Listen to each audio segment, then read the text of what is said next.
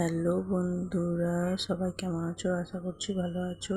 আমিও ভালো আছি। আমি তিথা আর একটা ব্লগ ভিডিও নিয়ে চলে এসেছি।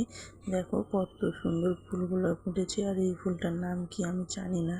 তো আজকে হচ্ছে একটা রেসিপি শেয়ার করব। সেটা হচ্ছে যে একাদশী আজকে, তো সাবুর পায়েস করব, সেটাই তোমাদের সঙ্গে শেয়ার করব। তো দেখতে থাকো কীরকম করি।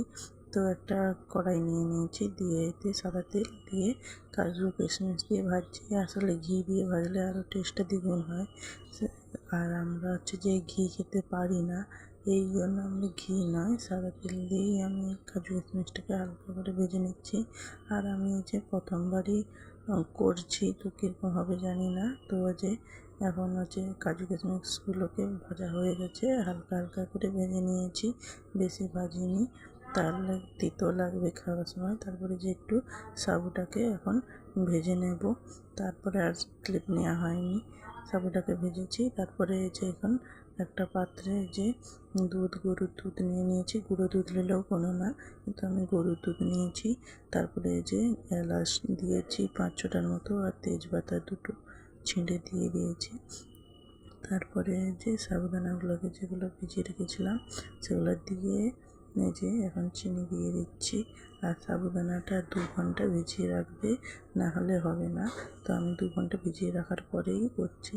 তারপরে এখন এই যে চিনি দিয়ে দিয়েছি নেড়ে চেড়ে। তারপরে এতে স্বাদ মতো লবণ দিয়ে দেবো। আর কত সুন্দর দেখো, গা থেকে দিয়েছি যে ছেড়ে ছেড়ে চলে এসছে, আর দেখতেও কত সুন্দর লাগছে। তোমরা একবার দেখো, মানে আমার এতটা সুন্দর লাগছে, শুধু যেন দেখতে থাকি এমন। তারপরে এই যে কাজু কিশমিশটাও এখন দিয়ে দেব।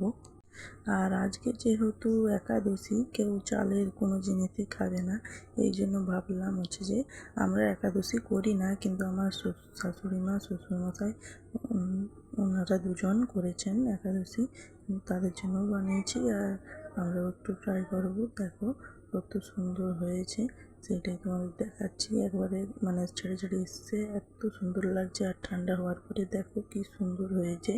তো আজকে ভিডিওটা কেমন লাগলো অবশ্যই জানিও। আর যদি ভালো লাগে অবশ্যই সাবস্ক্রাইব করে দিও, আর আমার পাশে থেকো, আর কমেন্ট করো। আমি পরের ভিডিওতে তোমাদের সবার কমেন্টটা নেব। আর দেখো কাজু কিশমিশটা কি সুন্দর লাগছে। Bye bye.